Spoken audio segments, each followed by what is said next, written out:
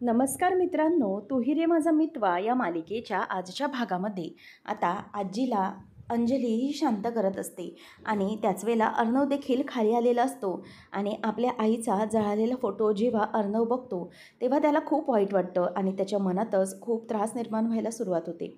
आता अर्णव यावर काय बोलेल याच्याकडे सगळ्यांचे डोळे लागलेले असतात. आता वल्लरी आणि लावण्या दोघीजणही खूप खुश असतात, कारण त्यांना माहीत पडलेलं असतं की आता काही या ईश्वरीची खैर नाही. आता ईश्वरीची या घरातून उचलबांगडी होणार हे दोघींनाही आता पक्क माहिती असतं. म्हणून त्या तिच्याकडे अगदी रागानेच बघत असतात. परंतु इथे ईश्वरीच्या डोळ्यात पाणी असतं, तीही घाबरलेली असते. अर्णव काय बोलेल याची तिलाही भीती लागून राहिलेली असते. आता अर्णव ईश्वरीजवळ मागे वळून बघतो आणि त्याने पाहिल्यानंतर ईश्वरीच्याबद्दल त्याच्या मनात राग असतो तो पूर्णपणे डोळ्यात दिसून येत असतो आणि तो चालत चालत आता ईश्वरीजवळ येत असतो. आता तो फोटो पाहिल्यानंतर त्याच्या काळजाचा ठोका चुकतो आणि ईश्वरीजवळ समोरच तो चालत येतो. आता ईश्वरी ही त्याच्याकडे बघतच राहिलेली असते, कारण हे सगळं जे काही झालं आहे ते माझ्यामुळे झाले असा सगळा तिचा समज असतो.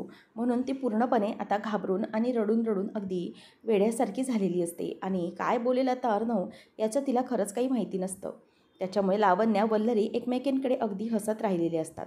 मग त्यावेळेला अर्णव म्हणतो की मिस इंदोर, मी फक्त एकदा विचारेन, हा फोटो कसा जळाला? असं विचारल्यावर आता ईश्वरी घाबरते. त्यावेळेला मग पुढे काय बोलावे तिला काहीच कळत नाही. ती फक्त गप्प बसलेली असते. मग अर्णव पुन्हा एकदा तिच्यावर ओरडतो आणि म्हणतो की स्पीकअप मिस इंदोर, काय झालं होतं? हा फोटो तू जाळलायस का? असं विचारल्याबरोबर आता तिच्याकडे काहीही उत्तर नसतं, म्हणून अर्णव तिच्यावर चिडून उत्तर दे असं बोलतो. तेव्हा अंजली ही जराशी दचकते की अर्णवचा हा राग पुन्हा एकदा ईश्वरी आणि अर्णवमध्ये दुरावा निर्माण करू शकतो. त्यावेळेला मग ईश्वरी म्हणते की हो सर, त्या फोटोपुढे जो दिवा ठेवला होता तो मीच ठेवला होता. असं म्हटल्यावर आता अर्णव म्हणतो की दिवा तू ठेवला होतास म्हणजे तू तो चुकीच्या पद्धतीने ठेवला होतास का, ज्यामुळे हात जळाला आहे? नक्की काय झालं आहे सांग, असं म्हणून तो पुन्हा एकदा तिच्यावर ओरडतो. तेव्हा ईश्वरी म्हणते की अर्णव सर, हो कदाचित माझ्याकडूनच हे सगळं झालं असेल. मी जेव्हा दिवा आणला तेव्हा तो मी व्यवस्थित सेट करून ठेवला होता, परंतु सर खरंच सांगते मलाच कळलं नाही आहे त्या हाराने कसा काय पेट घेतला आणि फोटोनेही कसा पेट घेतला. मला खरंच सर माहिती नाही आहे हे सगळं कसं काय झालं. मी तर दिवा अगदी व्यवस्थित सेट करून ठेवला होता, परंतु तरीही हे सगळं कसं झालं? हा हार कसा पेटला मला खरंच कळलं नाही. मी फक्त हार व्यवस्थित करायला म्हणून मागे गेले होते, परंतु अचानक हाराने पेट घेतला. सर मी खरंच सांगते हे सगळं मी मुद्दाम नाही केलेलं आहे, प्लीज माझ्यावर विश्वास ठेवा, असं ते बोलून दाखवत असते. आणि त्याच वेळेला आता लावण्या म्हणते की ए यार, मला माहिती आहे हे सगळं ना या ईश्वरीने मुद्दाम केलेलं आहे. मला माहिती आहे हे सगळं तिने मुद्दाम केले फक्त आणि फक्त तुला त्रास देण्यासाठी. तिचा तुझ्यावर प्रचंड राग आहे ना, मग तो राग व्यक्त करण्यासाठी तिने सात्विक आंटेचा फोटो जाळलेला आहे. तिला माहिती आहे जर हा फोटो जळला तर याचा जास्त त्रास हा फक्त तुला होईल आणि त्याने तू खूप जास्त हर्ट होशील, म्हणून तिने मुद्दाम एकदम विचारानेच हा फोटो जाळला असेल आणि तुला त्रास देण्यासाठी तिने हे केलं असेल. मला तरी असंच वाटतंय ए यार, असं ती बोलून त्याच्या मनात काहीही वाईट साईड भरवत असते. या ईश्वरीला ना मी अगदी चांगली ओळखते, हे सगळं तिने मुद्दाम केलं आहे फक्त आणि फक्त तुला त्रास देण्यासाठी. मला हे सगळं अगदी मनापासून समजलं आहे, असं ती बोलते. त्यावेळेला आजीला आणि अंजलीला तिचं बोलणं मात्र पटत नसतं. आता आजी ही बघत असते, परंतु आजीला मनातून माहीत असतं की ईश्वरी हे काही मुद्दाम करणार नाही आहे. त्यावेळेला मग आता अर्णव हा लावण्याकडे बघतच राहतो. लावण्य म्हणते की येस यार, ती मुद्दाम करते, कळलं ना, तुला त्रास द्यायचा आहे म्हणून हे सगळं तिचं चाललेलं आहे. त्यावेळेला मग आता मध्येच वल्लरी तोंड खुपसते आणि म्हणते की येस, मला बरोबर वाटतं आहे वल्लरी, लावण्या तुझं म्हणणं, कारण ना ही ईश्वरी दिसते ना तेवढी साधीभोळी नक्कीच नाही आहे. तिच्या मनात जे काही प्लॅन चालतात ना ते अगदी व्यवस्थित ती एक्झिक्यूट करत असते आणि तसंही ईश्वरी जे काही वागते ना ते अत्यंत चुकीचंच वागत असते आणि तिचा रेकॉर्डच खराब आहे. या सगळ्या गोष्टींमध्ये तिचं कुठलंही काम व्यवस्थित नसतं. म्हणूनच मला वाटतं की हे सगळं नाहीने मुद्दामच केलं असेल आणि लावण्या हे अगदी बरोबर बोलते. तेव्हा मग जेव्हा वल्लरी आणि लावण्या या ईश्वरीवर बिनबुडाचे आरोप करत असतात त्यावेळेला ईश्वरी ही फक्त अर्णवकडे बघते आणि त्याला विचारते की सर, तुम्हाला खरंच असं वाटतं आहे की तुमच्या आईचा फोटो मी मुद्दाम जाळला आहे? असं म्हटल्यावर अर्णव फक्त तिच्याकडे बघतच राहतो. ईश्वरी म्हणते की सर, मला माहिती आहे आपल्यामध्ये भांडणं होतात, आपल्यामध्ये गुस्सा असतो, परंतु तो भांडणाचा तो राग काढण्यासाठी मी असं काहीतरी करू शकते, एका आईचा फोटो जाळू शकते असं वाटतंय का तुम्हाला सर? मी असं खरंच करू शकते, तेही मुद्दाम? आणि सर, काही असलं शेवटी आई ती आई असते आणि एखाद्या आईचा फोटो मी असा जाळेन असं वाटतंय का सर तुम्हाला? असा प्रश्न सरळ आता ती ईश्वरी अर्णवला अगदी काकुळतीने विचारत असते. आणि ईश्वरीचं ते बोलणं ऐकल्यानंतर अर्णवचं हृदय जरासं पिळवटून निघतं आणि तिथल्या तिथे तो शांत होतो. आणि अंजली आणि बाकीचे सगळेही पूर्णपणे ईश्वरीवर विश्वास ठेवून असतात. फक्त लावण्य आणि वल्लरी यांची नाटकं ह्या सगळ्यात सुरू असतात. आता वल्लरी लावण्य एक दोघींकडे अगदी बघत असतात एकमेकींकडे, कारण या सगळ्या बोलण्याने अर्णव पागळेल तर याची भीती त्यांना वाटत असते. मग त्यावेळेला ईश्वरी म्हणते की सर, तुम्हाला असंच वाटतंय का मी हे सगळं करेन? आपली आईच्या बाबतीत मी असं करू शकते असं वाटतंय का सर तुम्हाला? प्लीज मला सांगा. असं म्हटल्याबरोबर आता ईश्वरी तिथेच गप्प बसलेली असते. आणि मग अर्णव तिला म्हणतो की नाही, मला तरी असं वाटत नाही आहे की मिस इंदोर ही मुद्दाम माझ्या आईचा फोटो जाळण्याचा प्रयत्न करेल. मला तरी असं पटत नाही आहे. जे काही तू बोलतेस ते मला समजतं आहे मिस इंदोर. असं बोलल्यामुळे आता ईश्वरीलाही बरं वाटतं. अर्णव पुढे म्हणतो की मला कळतं आहे की जितकी माझ्यासाठी माझ्या आईची आठवण व्हॅल्युएबल आहे, तितकीच तुझ्यासाठीही तुझ्या आईची आठवण व्हॅल्युएबल आहे. त्यामुळे तू हे असं काहीतरी मला त्रास देण्यासाठी करशील, मुद्दाम करशील हे मला वाटलं नव्हतं. त्यामुळे तू मुद्दाम हा फोटो जाळला आहेस हे तरी मला असं वाटत नाही आहे. त्यामुळे तू हे जे काही केलेस ते मुद्दाम नाही केलंस, समजलं आहे मला. तेव्हा ईश्वरी ही त्याच्यासमोर हात जोडून उभी असते. आणि अर्णव म्हणतो की परंतु शेवटी चूक ती चूकच असते मिस इंदोर. त्यावेळेला ती हात जोडते आणि म्हणते की सर, थँक्यू.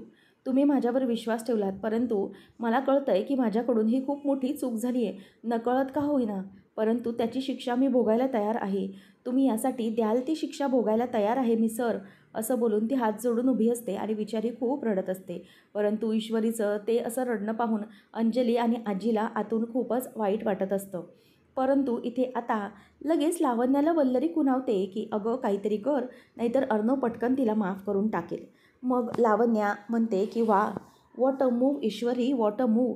म्हणजे हे सगळं तू चूक केली आहेस, ती केली आहेस आणि त्याच्यावर माफी मागून हे असे अश्रू ढाळून तुला काय वाटतं आहे की तू हे सगळे केलेली चूक माफ होणार आहे?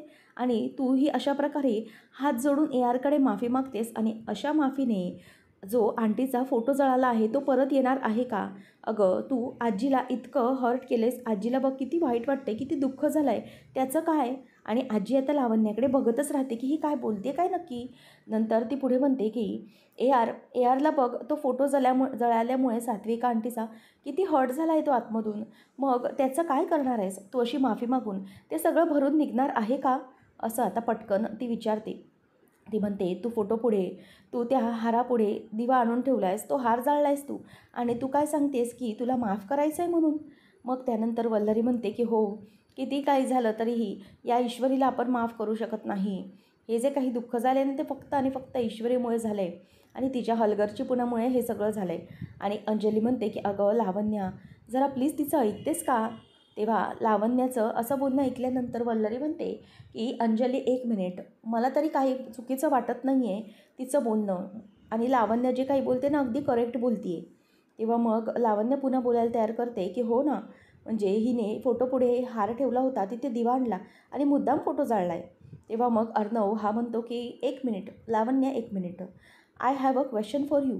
मला जरा सांग की हा फोटो मिस इंदोरने जाळला, दिवा तिने ठेवला, बरोबर असं म्हणणं आहे तुझं? तेव्हा ती म्हणते की हो ऑफकोर्स. मग अर्णव म्हणतो की मग मला सांग की या सगळ्यात तू काय करत होतीस?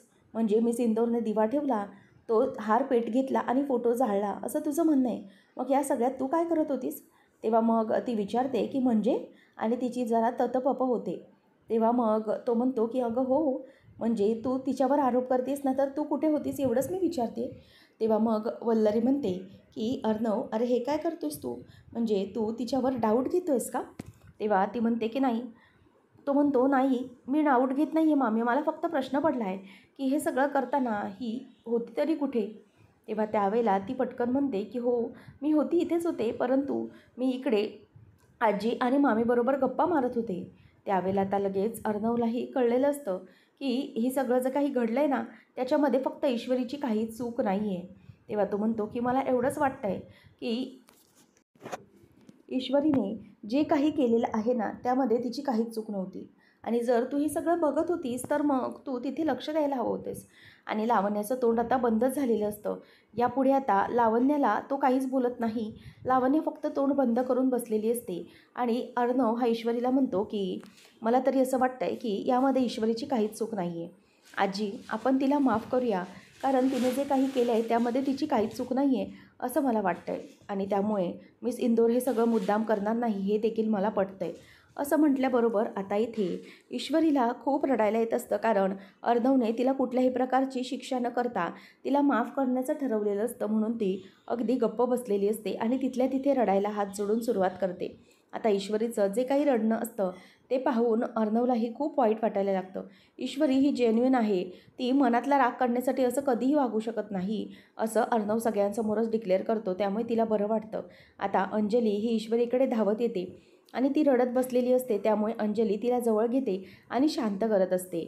आता आजीच्याही मनाला थोडं बरं वाटलेलं असतं, कारण ईश्वरी असं काहीही करणार नाही हे आजीलाही कुठेतरी पटलेलं असतं. आता अंजली ही ईश्वरीला जवळ घेते आणि तिला शांत करत असते की शांत हो, तू काहीच केलं नाही आहेस, आम्हाला माहिती आहे, प्लीज ईश्वरी रडू नकोस असं म्हणून ती बिचारी तिला गप्प करत असते. परंतु लावण्य आणि वल्लरी या दोघीजणीही अगदी रागाने बघत असतात, कारण या सगळ्यात आता आपल्या करण्याचा काहीही उपयोग झाला नाही हे त्या दोघींचं लक्षात आलेलं असतं. आणि लावण्याचा हा प्लॅन पुन्हा एकदा तोंडावर पडलेला असतो, कारण अर्णवने ईश्वरीला माफ करून टाकलेलं असतं. आता ईश्वरी रडत असते, लावण्य तिला गप्प करत असते, परंतु लावण्याची त्यामुळे चिडचिड होत असते. ईश्वरी आता खूप त्रासात असते आणि जे काही घडलं याच्यामध्ये ती जी निर्दोष मुक्तता झाली याच्यात तिला खूप बरं वाटत असतं. आता लावण्य ही पाय आपटत रूममध्ये येते. तिच्या मागोमाग आता वल्लरी देखील येते आणि लावण्य असा आवाज देते. तेवढ्यातच तिच्या लक्षात येतं की बाहेरून कोणीतरी ऐकेल, म्हणून ती तो दरवाजा आता बंद करून घेते. आणि नंतर म्हणते की लावण्य, अगं हे काय चाललंय काय तुझं? तू अशी रागारागाने इथे चिडून का बरं निघून आली आहेस? तेव्हा ती म्हणते की काय करू मग मी मामी, बघितलं ना काय झालं ते? तेव्हा आता लगेच वल्लरी म्हणते की हो, मी सगळं पाहिलेलं आहे. तेव्हा लावण्य म्हणते की किती काय झालं, त्या लावण्याने फोटो जाळलेला असं मी ARला पटवून दिलं तरीही तो ऐकायलाच तयार नाही आहे. बघितलं ना, प्रत्येक वेळेला तो कशी तिची बाजू घेत असतो. आणि त्याने कोणावर डाऊट घेतला तर लावण्यावर, माझ्यावर डाऊट घेतला त्याने. त्या ईश्वरीला प्रोटेक्ट केलं त्याने आणि माझ्यावर डाऊट घेतला. हाऊ डेअर ही इज, असं त्याने करण्याची हिंमत कशी केली? मी इतकं सगळं करण्याचा प्रयत्न करते तरीही तो माझ्या गोष्टी प्रत्येक तोंडावर का बरं पाडतोय? तेव्हा वल्लरी म्हणते की एक मिनिट, मला कळतंय लावण्या, परंतु सध्या ना तू अशी ओरडू नकोस. आणि जर तू अशी ओरडत बोलत राहिलीस ना तर एक गोष्ट लक्षात ठेव की बाहेर सगळ्यांना कळेल की जे काही फोटोला आग लागली होती ना ती फक्त तुझ्यामुळे लागली होती. तेव्हा लावण्य म्हणते की नाही मामी, इतकं सगळं परफेक्टली करून आणलेलं प्लॅनिंग, परंतु तरीही या सगळ्या गोष्टीत अर्णवने तिचीच बाजू घेतली. नो, मला ना आता हे अजिबात चालणार नाही आहे. मी आता ते ईश्वरीचं हे सगळं वागणं आहे ना अजिबात टॉलरेट करू शकणार नाही आहे. आत्ता मला काहीतरी केलंच पाहिजे, खूप झालं हे सगळं. तेव्हा मग वल्लरी म्हणते की आता आता तू काय करणार आहेस मला सांग. आता सध्या तरी सगळ्यांच्या मनात तुझ्याविषयी राग आहे, म्हणजे तू हे सगळं काही केलं आहेस यामध्ये खरं तर तुझा हात नाही आहे का, असा विचार आता त्यांच्या डोक्यामध्ये आलेला असेल, म्हणूनच हे सगळं ते असं वागत असतील. मग आता काय करायचं असा प्रश्न वल्लरीला आणि लावण्याला पडलेला असतो. आता लावण्य म्हणत असते की नाही, मला आता एकच काहीतरी असं केलं पाहिजे जेणेकरून ईश्वरी कायमची घराबाहेर गेली पाहिजे. आता एकच डाव, फक्त एकच डाव खेळणार आणि त्यानंतर ईश्वरी कायमची या घराबाहेर निघून जाणार. मला तिचं हे वागणं अजिबात टॉलरेट होणार नाही. ती मिडल क्लास ईश्वरी स्वतःला फार हुशार समजते ना, आणि ARही तिचीच बाजू घेत असतो. परंतु एकच गोष्ट आता अशी घडवून आणायची आहे जेणेकरून ARच्या मनातून ती कायमची निघून गेली पाहिजे आणि घरातल्या प्रत्येकाच्याही मनातून ती कायमची निघून गेली पाहिजे. आणि त्यानंतर सगळ्यांनी तिला या घराबाहेर हकलून दिलं पाहिजे. बस एवढंच करायचं आहे मला. आणि आता मी शांत बसणार नाही. माझ्या मनातल्या गोष्टी केल्याशिवाय मला गप्प बसता येणार नाही. तेव्हा मग आता वल्लरी म्हणते की हे बघ लावण्या, तू ना तुझं डोकं जरा शांत ठेव. आता ताईपणाने काही केलंस ना तरीही या सगळ्या गोष्टी या हाताबाहेर जाऊ शकतात. अजूनही अर्णवने तुझ्याबरोबर लग्नाला होकार दिलेला नाही, ही गोष्ट तू लक्षात ठेव. त्यावेळेला ती म्हणते की यस मामी, मला तर ते सगळं माहिती आहे, परंतु कधी ना कधीतरी ARसोबत माझं लग्न होणारच आहे. आणि आजी जोपर्यंत स्वतः या एंगेजमेंटची अनाऊन्समेंट करत नाहीत ना, तोपर्यंत सगळं ठीक आहे. पण एकदा की एंगेजमेंटची अनाऊन्समेंट केली, त्याच्यानंतर मग ती मिडल क्लास ईश्वरी काहीही करू शकणार नाही. किती काही झालं तरीही ती अर्णवच्या मनात स्वतःविषयी जागा निर्माण करण्याचा प्रयत्न करते ना, परंतु हे तिचे जे काही मी प्लॅनिंग आहेत ना, ते कधीही यशस्वी होऊ देणार नाही आहे. तेव्हा मग आता वल्लरी म्हणते की हे बघ लावण्या, जे काही करशील ना अगदी शांत डोक्याने करायचं आहे. कारण आता डाऊट आला आहे अर्णवला की हे सगळं तू केलं आहेस का, म्हणून त्याला असा डाऊट येऊ नये असं काहीतरी तुला पुन्हा केलं पाहिजे. म्हणून तू व्यवस्थित त्या गोष्टींसाठी नीटपैकी तयार राहा. त्याच वेळेला आता इथे ती म्हणत असते की डोंट वरी मामी, मी व्यवस्थित हा प्लॅन एक्झिक्यूट करते. किती काही झालं तरीही आता त्या ईश्वरीला एकदाच घराबाहेर काढल्याशिवाय मला शांत बसता येणार नाही. त्यानंतर पुढे वल्लरी म्हणत असते की हे सगळं तू ठीक आहे ना, म्हणजे ते ठरवलेसले तुझ्या डोक्यामध्ये आहे ना व्यवस्थित. तेव्हा ती म्हणते की येस, सगळं काही मी नीट ठरवून आहे. आणि काही झालं तरीही माझं लग्न हे फक्त ARशीच होणार आहे. आणि किती काही झालं तरीही त्या ईश्वरीचं हे सगळं मी यशस्वी होऊ देणार नाही. आणि बघ आता मी पुढे काय करते ते, त्या ईश्वरीला मी कायमचं घराबाहेर काढते आणि AR फक्त आणि फक्त माझा आहे. आणि त्याचं लग्न हे फक्त माझ्याशी होणार, ती ईश्वरी काहीही करू शकणार नाही असं आता ती बोलून दाखवत असते. आणि त्यामुळे तो काही लावण्याचा कॉन्फिडन्स असतो, तो सगळा कॉन्फिडन्स हा वल्लरीने बघितलेला असतो. आणि वल्लरी म्हणते की दॅट इज दॅट, आपण आता असं करायचं की कायमची ती ईश्वरी या घराबाहेर निघून गेली पाहिजे. आणि लावण्या आणि वल्लरी या दोघीजणही खूप खुश असतात. लावण्याच्या डोक्यामध्ये ईश्वरीला बाहेर काढण्याचं अगदी दुसरं प्लॅनिंग सुरू झालेलं असतं. त्यामुळे वल्लरी खूपच खुश असते. आता इथे आत्याचा फोन नमूला आलेला असतो, त्यामुळे ती बोलत बोलत येते. सुप्रिया मात्र ईश्वरीची वाट बघत राहिलेली असते. तिथून नम्रता येते आणि म्हणते की आई, अगं आत्याचा फोन आला होता, तिला ना यायला जरा उशीर होणार आहे, कारण दादरला तिने साड्याचं एक्झिबिशन लावलं आहे, ती तिथे जाणार आहे. परंतु सुप्रियाचं याच्यात काहीच लक्ष नसतं. त्याच वेळेला आता ती म्हणायला लागते की अगं आई, काय झालं, अजूनही तू तोच विचार करतेस का? अगं डोक्यातून प्लीज तो विचार काढून टाक, नको विचार करूस इतका या सगळ्याचा. अगं ईश्वरी येईल, तू चिंता नको करूस. आता बघ ईश्वरी येईल ना, मग सगळे तुझे डाऊट क्लिअर होऊन जातील. मग त्यावेळेला आता सुप्रिया म्हणते की येस, ती आली की सगळं व्यवस्थित होऊन जाईल. परंतु अजूनही तिचा चेहरा पडलेलाच असतो. ती म्हणते की काय करू गं मी, म्हणजे ना मला खरंच कळत नाही आहे की ईश्वरी म्हणजे मला हाक मारते का, किंवा ती कुठल्या तरी संकटात आहे ना असं मला जाणवतंय. जोपर्यंत ती घरी येणार नाही ना तोपर्यंत माझ्या जीवाला काही शांतता नाही, असं सुप्रिया बोलत असते. आता ईश्वरी बिचारी दरवाजात आलेली असते. तिचा चेहरा पडलेला असतो आणि डोळ्यात अश्रू असतात. परंतु आईला समोर पाहिल्यानंतर ती तिचे डोळे स्वतःच पुसते आणि आतमध्ये अगदी चेहऱ्यावर खोटं खोटं स्माईल घेऊन येते. नम्रता म्हणते की ही बघ आली ईश्वरी, आता बोल तिच्याशी काय बोलायचं ते. नुसतं तिचा विचार करत टेन्शनमध्ये होती. तेव्हा आता ती म्हणते की ईश्वरी, सगळं ठीक आहे ना गं? तेव्हा मग ईशू म्हणते की हो ठीक आहे, बढिया एकदम, काय झालं? तेव्हा मग नम्रता म्हणते की अगं ईश्वरी, तुला माहिती आहे का, आई ना तुझ्याबद्दल खूप काळजी करत होती, म्हणजे तू कुठे आहेस काय आहेस याचेच विचार तिच्या डोक्यामध्ये सुरू होते. तेव्हा मग सुप्रिया विचारते की इशू, सगळं ठीक आहे ना? तेव्हा इशू म्हणते की हो आई, अगं सगळं ठीक आहे, का वाटतंय तुला असं? तेव्हा मग ती म्हणते की नाही, तुझा चेहरा उतरलेला दिसतोय मला. आणि नम्रता पण म्हणते की हो ईश्वरी, खरंच काहीतरी झालं आहे, म्हणजे नेहमीसारखा तुझा हसरा चेहरा नाही आहे, काय झालं आहे असं? तेव्हा मग सुप्रिया म्हणते की सांग ना मला बेटा, काय झालं, काही प्रॉब्लेम आहे का? त्यावेळेला आता ईश्वरी ही रडायला लागते आणि आई, काहीच ठीक नाही आहे, सगळं बिघडत चाललं आहे असं म्हणून ती रडत असते. तेव्हा सुप्रियाच्या लक्षात येतं की मला जे काही संकेत मिळत होते ते अगदी व्यवस्थित योग्यच होते. काही झालं तरीही हे सगळं माझ्या मुलीच्या बाबतीत चुकीचं काहीतरी घडतं आहे, हे ज्या आईला संकेत मिळतात तेच मला मिळत होते, हे तिच्या लक्षात आलेलं असतं. आता ईश्वरी मात्र पूर्णपणे अगदी धाय मोकळून रडत असते आणि म्हणते की आई, मला खरंच खूप त्रास झाला आहे सगळ्याचा. खरंच मला या सगळ्याचा खूप त्रास होतोय. माझ्याकडून खूप मोठी चूक घडत चालली आहे. आई, मी कधीही कोणाबद्दल काही चुकीचा आणि वाईट विचार करत नाही गं. परंतु माझ्याबरोबर हे नेहमी सगळं असं का होतं? का माझ्याकडून हे सगळं असं चुकीचं घडतं? मी कोणाबद्दलही वाईट विचार करत नाही, पण तरीही माझ्या हातून अशा चुका का घडतात? तेव्हा आता ती आईला मिठी मारून रडायला लागते आणि तिला आता सुप्रिया म्हणते की तू इथे बस, शांत बस, काय झालं आहे मला प्लीज नीट सांग. इथे तू तुझ्या आईसमोर आहेस, कोणी तुला काही बोलणार नाही आहे, मला सांग काय झालं आहे. तेव्हा मग ती म्हणते की आई अगं माझ्याकडून आज खूप मोठी चूक घडली. माझ्या हातून अर्णव सरांच्या आईचा फोटो जळाला गं. हे ऐकल्यानंतर आता सगळ्यांना धक्का बसतो. ती म्हणतात की काय नक्की कसं झालं, काय झालं. तेव्हा ती म्हणते की हो आई अगं मी त्या फोटो पुढे दिवा आणून ठेवला होता आणि तिथला हार सेट करत होते, परंतु तो फोटो जळाला आणि माझ्याकडून ते सगळं जळालं आहे. खरं तर माझ्याकडून हे सगळं चुकून झालं आहे, परंतु त्या सगळ्याला जबाबदार मीच होते ना. तेव्हा ईश्वरी घडलेला जो काही सगळा प्रकार असतो तो सगळा प्रकार हा तिला एक एक करून सांगायला सुरुवात करते. आणि दिवा ठेवल्यानंतर देवा तिला लावण्य सांगते की एक काम कर ईश्वरी, जरा मागून तो हार नीट सेट करशील का, असं विचारल्यावर आता जेव्हा मी हार व्यवस्थित ठेवला तेव्हा समोर बघितलं तर त्या फोटोला म्हणजेच त्यांच्या आईच्या फोटोला आग लागली होती गं. आणि सगळ्यांचे डोळे माझ्यावर होते, सगळेजण माझ्याकडे बघत होते आणि मी सगळ्यांच्या नजरेत दोषी होते. मला खरंच या सगळ्याचं खूप वाईट वाटतं आई, काय करू ना मला खरंच काही कळत नाही आहे. तेव्हा मग आता नम्रता म्हणते की हे बघ इशू, तू शांत हो, तुला ना असं दोषी मानून घेण्याची काहीच गरज नाही आणि तू प्लीज स्वतःला अशी तकलीफ करून घेऊ नकोस. या सगळ्याचा जो काही दोष स्वतःला घेऊ नकोस. तू काही चुकीचं केलेलं नाही आहेस माहिती आहे ना. परंतु ती म्हणते की नाही, काही झालं नकळत झालं तरी माझ्या हातून घडलं आहे ना, त्यामुळे मला या सगळ्या गोष्टीचं खूप वाईट वाटतं आहे. तेव्हा मग आता ती म्हणायला लागते की हे बघ इशू, अजिबात प्लीज तू रडू नकोस.